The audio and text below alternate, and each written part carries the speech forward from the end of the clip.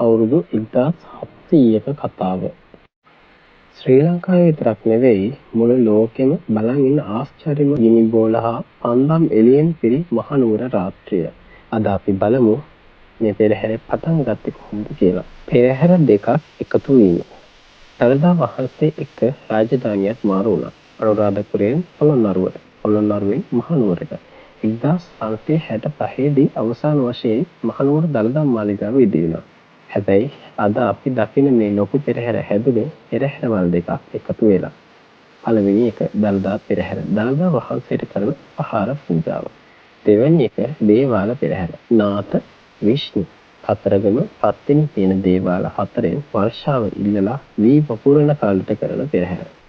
ඉංග්‍රීසියෙන් ලංකාව අල්ලගත්තට පස්සේ 1815 ඉඳලට ගිවිසුමෙන් දළදා පාලනය බාර දුන්නේ සිය වඩන නිලමේට. එදා ඉඳන් තමයි රජ කාලයට වඩා මේ පෙරහැර තවත් ලස්සනට තවත් විශාල වෙන්න පටන් ගත්තේ. දළදා වහන්සේ ලංකාවට වැඩම කිරීම. ඉන්දියාවේ කාලිංග රාජ්‍යයේ එරටේ රජතුමාගේ දියණිය වුණ හේමමාලා කුමරිය එගේ සැමියා වුණේ දන්ත කුමරු. ඒ කාලේ කාලිංගයේ ලොකු යුද්ධයක් වුණා. බෞද්ධයින්ට කරදර.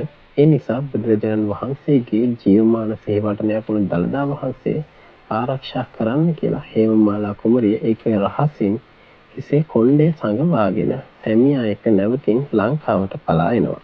ඔවුන් ලංකාවට ගොඩ බැස්සින්නේ අනුරාධපුර රාජධානියට. එදා ඉඳන් දළදා වහන්සේ තමයි ලංකාවේ රජවරුන්ගේ රාජ්‍ය බලයේ ලකුණ උනේ.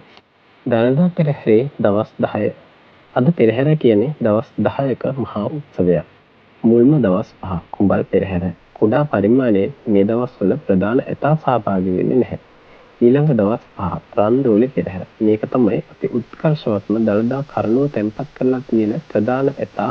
මැලේ රටේ ඇතා ඉස්සරහට එන්නේ මේ දවස්වල.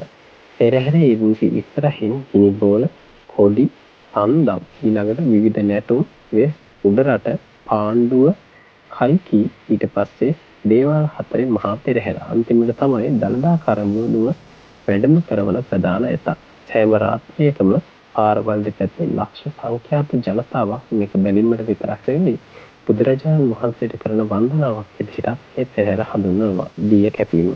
රන්දෝලි පෙරහැරේ 5 වෙනි දවසේ අලුයම තමයි අවසාන මංගල්‍ය. ඒ වඩන නිලමේ ප්‍රධාන පිරිස එක්ක මහනුවර මහා නදියට යනවා. එතන දිය කැපීමේ මංගල්‍ය කරනවා. වර්ෂාවට රටේ ශාස්ත්‍රීයත්වයට දිය කපලා ආශිර්වාද කරනවා. ඒකෙන් පස්සේ තමයි දළදා පෙරහැර නිල වශයෙන් ඉවර වෙන්නේ.